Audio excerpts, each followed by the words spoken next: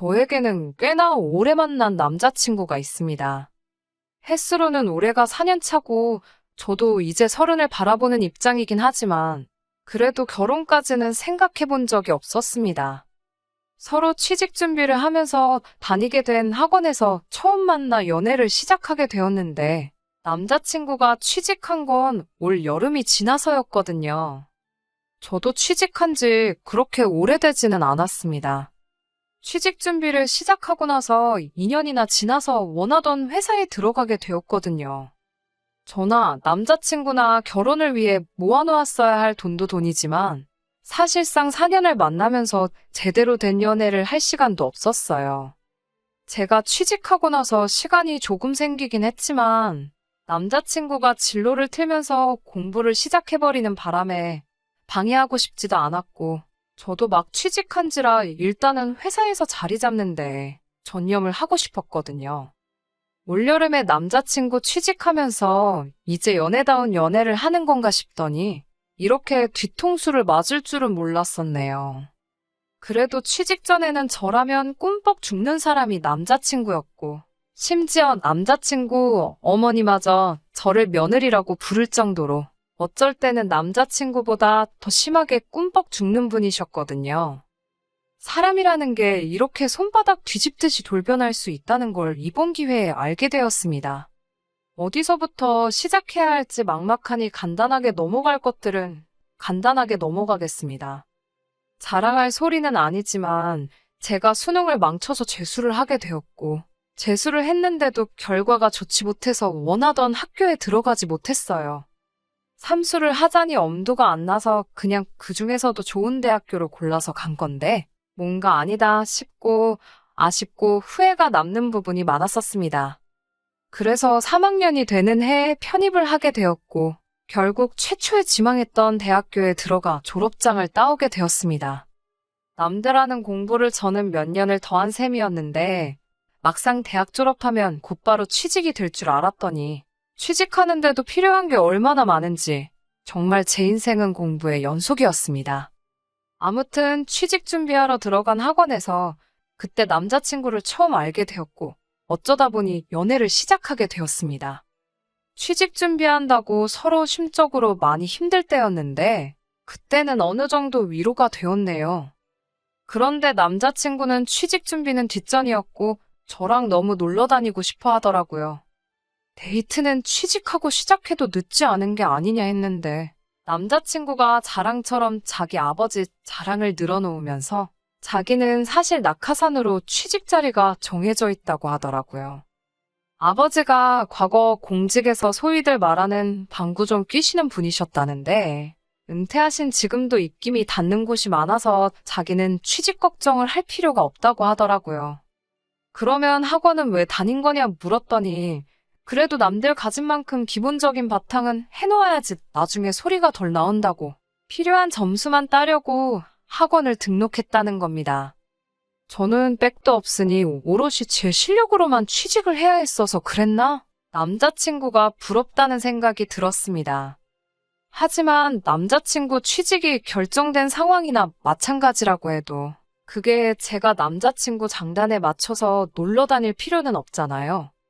그래서 저는 같이 만나서 공부할 게 아니면 지금 취직 준비하는 동안의 데이트는 나한테 사치인 것 같다고 하고 저는 제 나름의 준비를 했습니다. 남자친구는 몇 달 뒤에 예정돼 있던 회사에 취직을 하게 되었습니다. 대기업까진 아니지만 그래도 업계에서 꽤나 유명한 회사에 들어갔어요.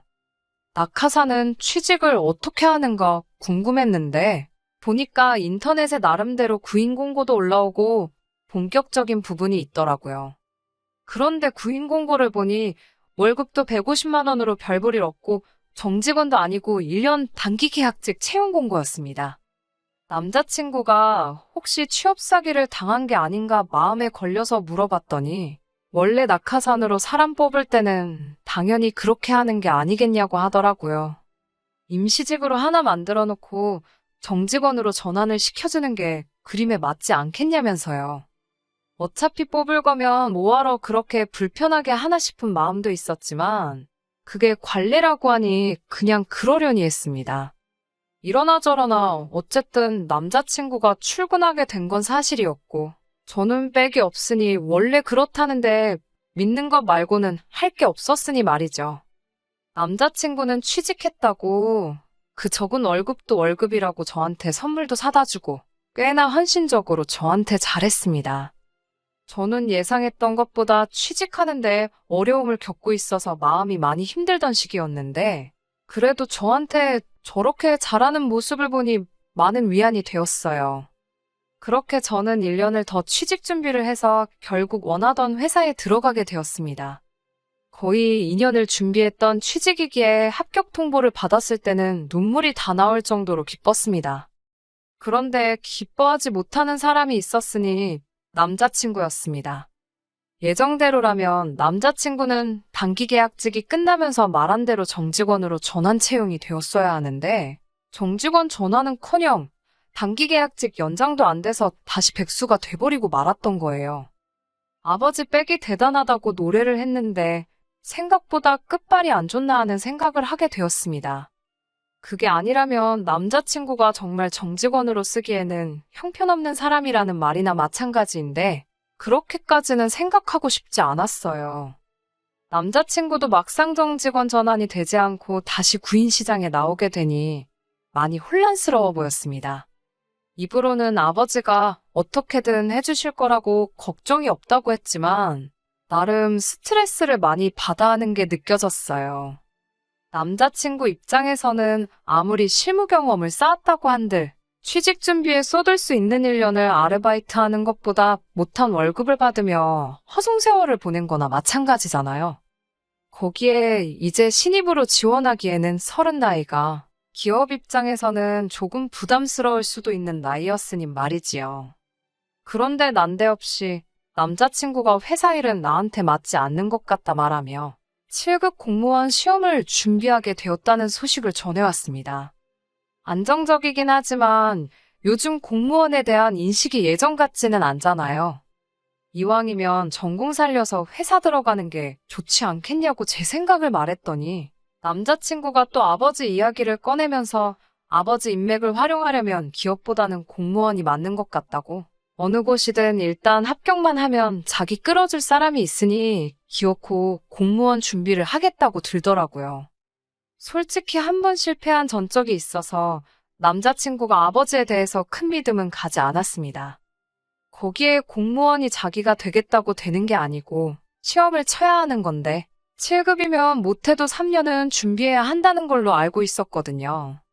그렇다고 제가 남자친구랑 헤어지겠다고 한 건 아니었습니다.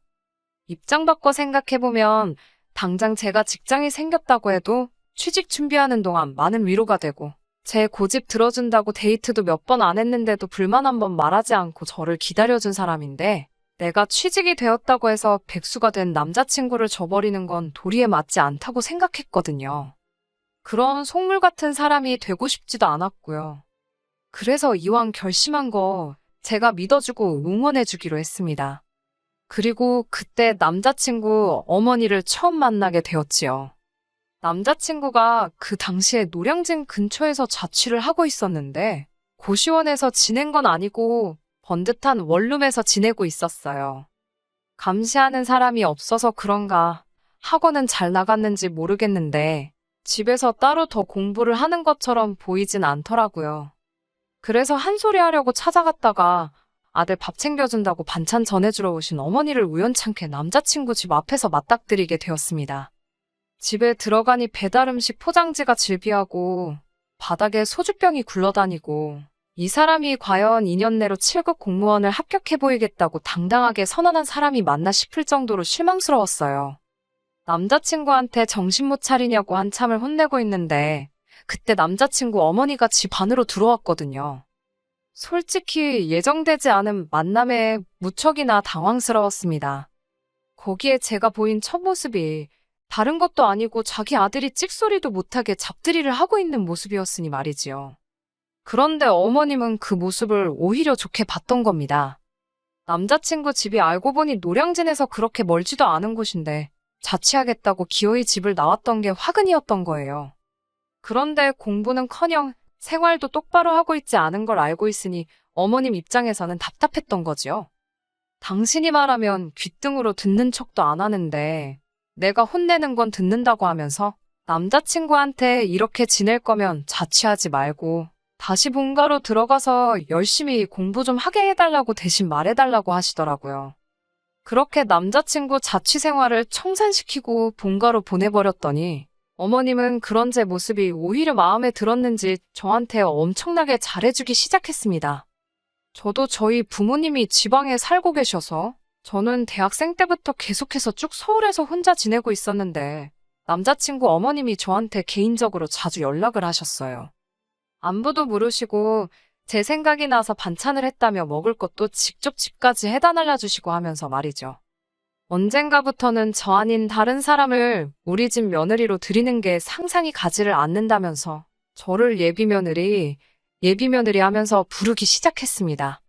그때도 저는 남자친구와 결혼을 생각한 적은 없었기에 그렇게 부르는 게 부담스러워서 그러지 말아달라고 이야기까지 했습니다만 그냥 당신이 제가 마음에 들어서 그러는 거니 너무 신경 쓰지 말라고 하면서 저한테 꾸준히 연락하고 은근슬쩍 계속해서 저는 이 집의 며느리가 될 거라는 듯이 이야기를 하거나 그랬습니다. 하는 말 들어보면 보통 아들이 저 때문에 정신 차리고 공부한다고 고맙다고 하는 이야기가 주였고 며느리라는 호칭이 부담스럽긴 했지만 아들 정신 차린 게 얼마나 좋으면 저럴까 싶어서 그냥 그러려니 넘어가기로 했습니다. 남자친구가 정말 공부하는 거에 지쳐서 힘들 때나 기분 전환이 필요할 때 아니면 거의 만나지도 않았어요. 한 달에 한 번 보면 엄청 자주 보는 건가 싶을 정도로 말입니다. 그렇게 2년 정도 남자친구는 본가에 들어가서 열심히 공무원 준비를 하기 시작했고 남자친구가 저한테 못하는 만큼 어머님이 대신해서 저한테 잘했습니다. 이제 와서 생각해보니 괜히 마음 잡고 공부하는 아들 마음 꺾이지 않게 저한테 잘하는 척 한 건가 싶은 생각이 드네요.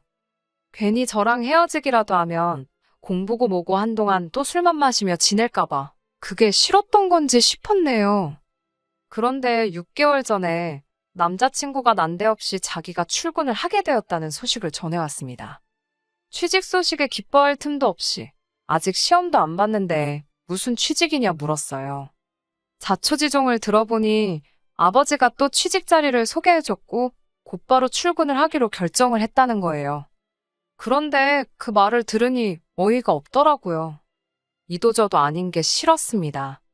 한참 취직 준비할 때도 낙하산 시켜주겠다는 말에 흐지부지 돼서 허송세월을 보냈던 전력도 있는데 또 저러다가 제대로 된 취직 자리도 아닌 곳에서 일하게 되는 게 아닌 건가 싶었기에 취직했다는 소식이 기쁘게 들리지 않았네요. 2년이나 준비했으면 꽤나 오래 준비한 건데 적어도 시험은 쳐보는 게 좋지 않겠냐고 제 솔직한 마음을 이야기했더니 남자친구가 공무원 그거 해봐야 돈 얼마나 벌겠냐고 하면서 자기가 출근하기로 한 곳이 대기업이고 이번엔 계약직 같은 임시적인 자리도 아니고 곧바로 정직원으로 출근하게 된 거라고 자신있게 말을 하더라고요. 대기업이라길래 무슨 회사인가 했는데 생전 처음 들어보는 회사 이름을 말하는 겁니다. 그 자리에서 검색을 해봤는데 회사 규모도 작아 보이고 재무제표 같은 걸 보니 매출도 얼마 안 되는 평범한 중소기업으로밖에 보이지가 않았어요. 남자친구 말이 자기 회사 사장님 이름을 잘 보라고 하는데 그 사람이 누구냐 하면 대기업 총수의 처남의 사촌동생이 사장으로 있는 회사라고 하는 겁니다. 그 정도면 거의 남이나 마찬가지 아닌가 싶었는데 남자친구는 계속 그 회사가 대기업으로부터 일감을 받아서 하고 있는 회사라서 망할 걱정도 없는 회사고 대기업들이 다 세금 문제를 피해가기 위해서 친인척한테 그런 회사를 만들게 해서 굴리고 있는 건 아주 기본적인 거라고.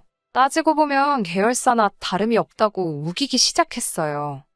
오히려 일할 건 대기업보다 적고 들켜선 안 되는 기밀을 다루기 때문에 공무원보다도 더 안정적인 직장이나 마찬가지라는 겁니다.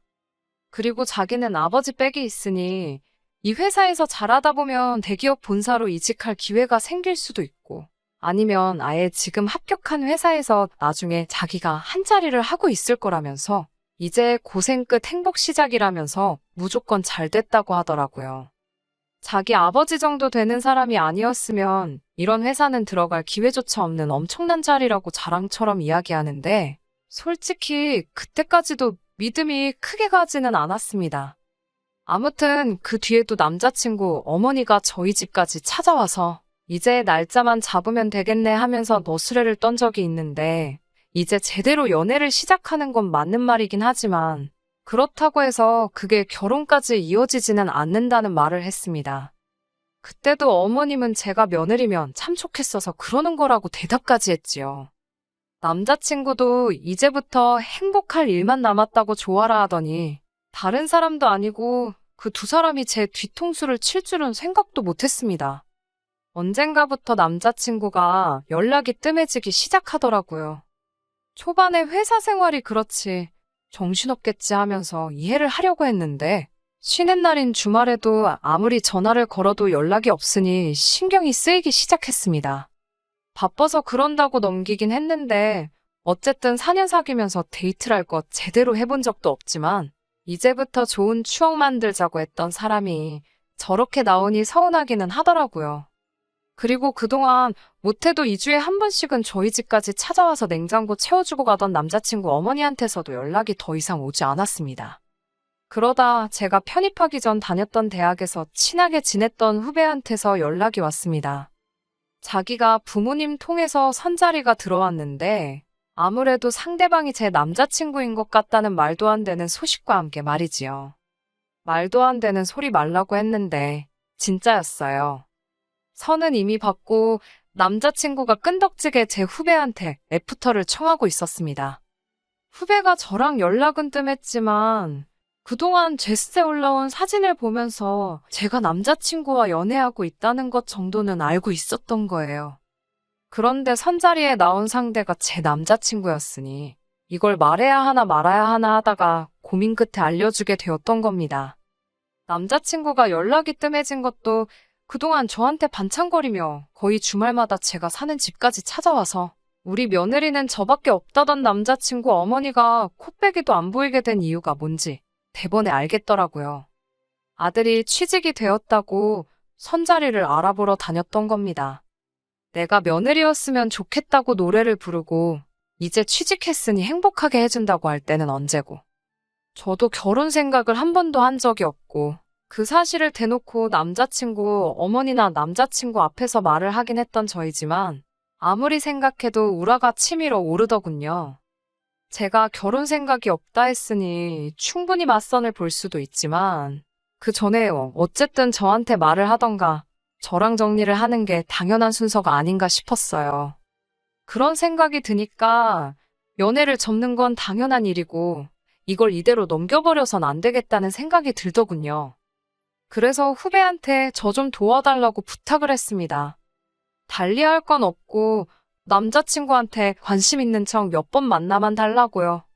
후배도 어쨌든 부모님 통해서 선자리 들어온 사람이 이니도 저버리는 짐승자식이란 걸 알고 나니 저를 흔쾌히 도와주겠다고 나서더군요. 후배가 제 남자친구를 잘 돼가는 척 계속 만나주는 계획이 어느 정도 진행되었고 남자친구가 제 후배를 자기 부모님에게 소개시켜주는 자리가 생기게 되어 그날 계획을 진행시키기로 했습니다. 후배는 사정이 생겨서 약속 시간이 닥쳐서 남자친구에게 30분 정도 늦는다는 연락을 하라고 했고 저는 약속 장소에 같은 시간에 우연찮게 가게 되는 식으로 같은 장소에 나타나기로 했습니다. 부모님과 함께 있는 자리에 제가 우연찮게 그 장소에 나타나니 제가 예상했던 대로 남자친구와 남자친구 어머니가 동시에 엄청나게 당황을 하더군요. 요즘 연락도 통 없고 얼굴 보기 힘들다고 너스레를 떨면서 마침 저도 만나기로 한 사람과 약속이 취소되어 시간이 붕 뜨는 상황인데 이렇게 만난 것도 우연인데 오랜만에 같이 식사나 하자고 태연스럽게 자리에 앉았습니다. 예비 며느리라고 그렇게 부르실 땐 언제고 온 가족이 모여서 식사를 하는데 어떻게 저를 초대를 안 하실 수 있느냐 능청스럽게 물으니 당혹감에 아무 말도 잊지 못하고 쩔쩔매고 있는 꼴을 보니 벌써부터 속이 후련했습니다. 가족끼리 중요한 자리라서 저보고 빠져달라고 하길래 어머님한테는 제가 벌써 한 가족이나 마찬가지 아니었냐고 자리를 지켰지요. 남자친구가 핸드폰을 만지작대면서 식당 입구 쪽을 번갈아 가면서 보는 게 왜 그러는지 딱 알겠더라고요. 남자친구한테 후배 이름을 대면서 혹시 기다리느라 그러는 거면 걱정 말라고 이제 두 번 다시 만날 일은 없을 거라고 해줬습니다. 그제서야 제가 무슨 수라도 썼다고 생각했는지 본성을 보이기 시작하더군요. 남자친구 어머니가 아들 혼삭기를 망치네 마네 따지길래 아들 자식 변변찮은 직장도 없던 시절에는 며느리는 나밖에 없다고 하더니 뒤로는 이렇게 호박씨를 까는 게 맞냐고 되물었어요. 4년이라는 긴 세월을 남자친구 여자친구 사이로 지내오긴 했지만 솔직하게 제대로 연애한 것도 아닌데 아쉬울 게 뭐 있냐고? 욕짓거리나 시원하게 해주고 남자친구와 남자친구 부모님한테 인생 그렇게 살지 말라고 한마디 해주고 왔습니다. 애초에 실망을 많이 했어서 그런가 아쉬움이 크거나 상처가 되거나 하지도 않았어요. 길게 만난 기간에 비해 오히려 둘 사이에 아무 일도 없었다는 게 참 다행이다 싶더라고요.